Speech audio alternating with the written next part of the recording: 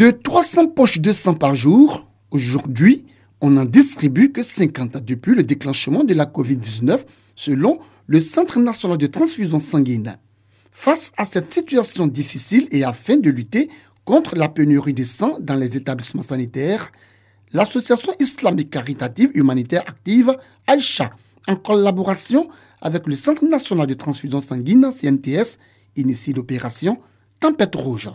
Elle vise à sensibiliser les populations sur l'importance qu'il y a à donner son sang. Depuis plusieurs mois, le Centre national de transfusion sanguine a fait le constat d'une grave pénurie de sang. Donc nous, en tant qu'ONG caritative, nous ne pouvions pas rester sourds à cet appel. Nous avons donc décidé aujourd'hui de faire une collecte de sang afin d'apporter un tant soit peu un soulagement à tous ces malades qui souffrent et à pouvoir aussi apporter notre pierre pour sauver des vies. On voit des personnes mourir par maladie du fait du manque de sang et également certains qui vont subir un accident de la voie publique par exemple et ils vont se vider de leur sang. Il faut pouvoir sauver ces vies et je crois que c'est l'objectif de notre ONG. Pour les volontaires, il s'agit de sauver des vies humaines. Il faut donc féliciter et encourager cette action humanitaire de l'association Aïcha. Parce que je sais que tôt ou tard, je peux être dans une position où je peux avoir besoin de sang en fait. Donc je donne mon sang pour sauver des vies et bon, voilà, pour prendre soin de moi-même. Il n'y a pas de doute sur le fait que donner du sang en islam est non seulement halal, mais c'est une sodaka de très grande valeur parce que il y a des sodakas qui entraînent le confort. Mais cette aumône-là, qui consiste à faire un don de sang, elle n'est utilisée par le bénéficiaire que dans une condition critique. Faire le don de sang, c'est aider un être humain au moment où sa vie est menacée. Selon le ministère de la Santé et de l'Hygiène publique, la Côte d'Ivoire a besoin de 230 000 poches de sang. Elle a malheureusement un total de 160 000 poches de sang par an. Le ministère exhorte donc les populations à se mobiliser afin de lutter ensemble contre la pénurie de sang dans notre pays. L'élection présidentielle aura lieu le samedi 31 octobre en Côte d'Ivoire.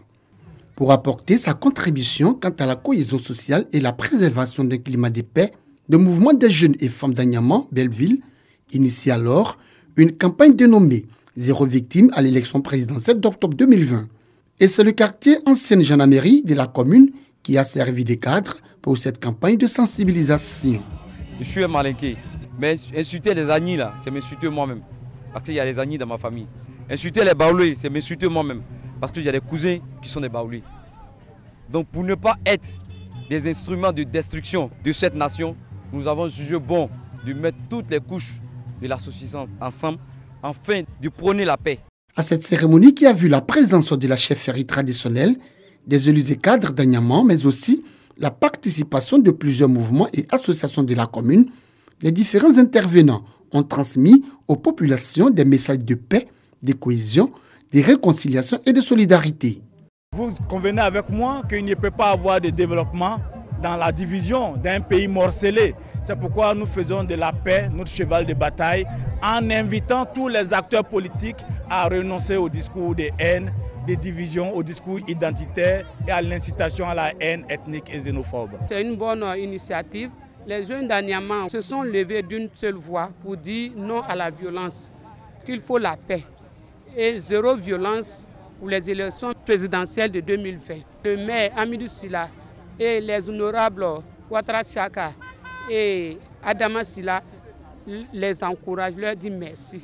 Les responsables du mouvement des jeunes et femmes d'Anyama Belleville entendent sillonner les quartiers et sous-quartiers d'Anyama pour parler de paix et de fraternité, mais aussi des zéro victimes pendant et après l'élection présidentielle du 31 octobre prochain.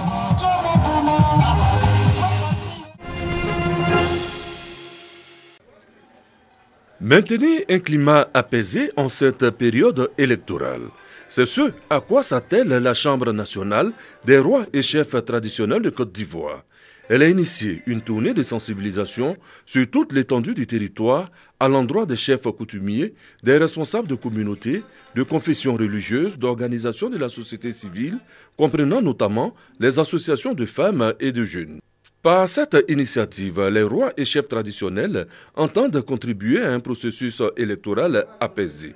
De Béoumi à Botro, en passant par Sakassou et Bouaké, les chefs traditionnels mettent les populations à contribution afin qu'elles puissent relayer dans leur entourage des messages de paix et de cohabitation. Nous avons encore en mémoire la récente crise post-électorale de 2010-2011 et son cortège de destruction tant physique, matérielle qu'émotionnelle.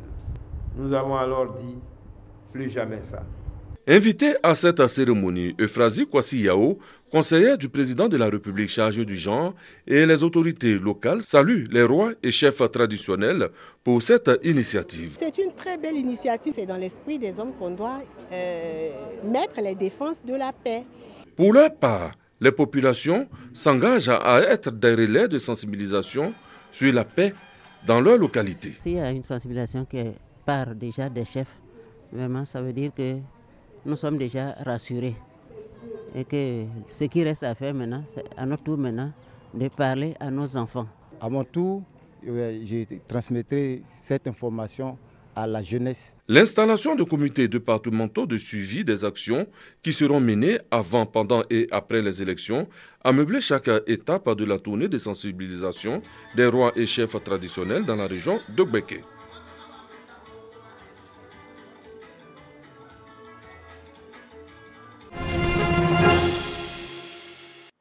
La Nouvelle-Calédonie, un îlot sans Covid-19.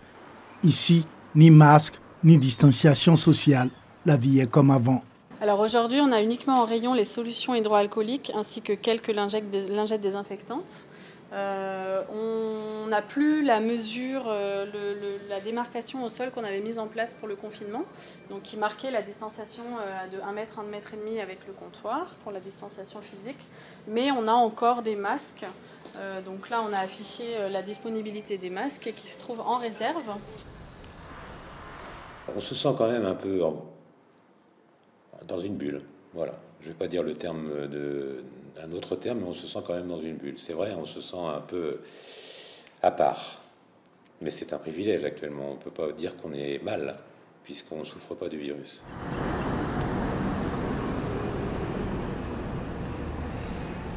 Avant même que la pandémie soit déclarée au niveau mondial, nos autorités sanitaires calédoniennes avaient pris la décision de contrôler les entrées en Nouvelle-Calédonie. On a aujourd'hui en comptabilisation 27 cas positifs au total depuis le début de la gestion de cette crise, et tous ont fait l'objet d'un traitement obligatoire en centre hospitalier. Ah, complètement normal. Complètement normal. Le seul truc, c'est qu'il n'y a pas de touristes en Calédonie, quoi. Donc pour certains, c'est difficile. Mais sinon, pour nous, la vie, elle est comme avant. Voilà, tranquille.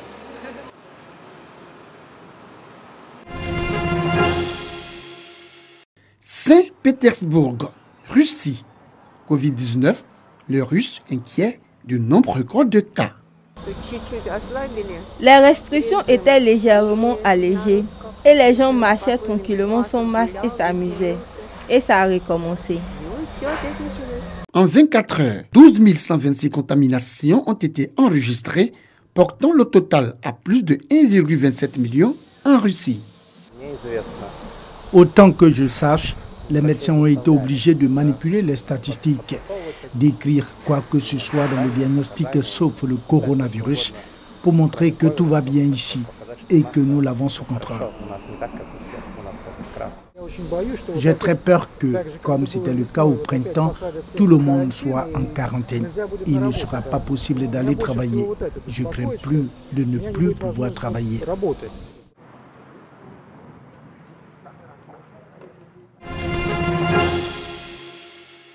Un possible cessez-le-feu au Nagorno-Karabakh n'est pas du goût de tous les Azerbaïdjanais. À Barda, récemment frappé par des missiles, les habitants ne sont pas prêts à cesser les hostilités. Cela fait 30 ans que nous entendions cette opération. Maintenant, nous soutenons notre armée. Nous sommes à 100% convaincus que nous sortirons victorieux. Des négociations sont en cours à Moscou entre l'Arménie et l'Azerbaïdjan pour une résolution pacifique du conflit. Je suis pour la poursuite des opérations militaires jusqu'au bout, jusqu'à ce qu'on libère le dernier mètre carré azerbaïdjanais occupé. Nous ne ferons pas marche arrière. Nous continuerons jusqu'à ce que le dernier homme azerbaïdjanais chute.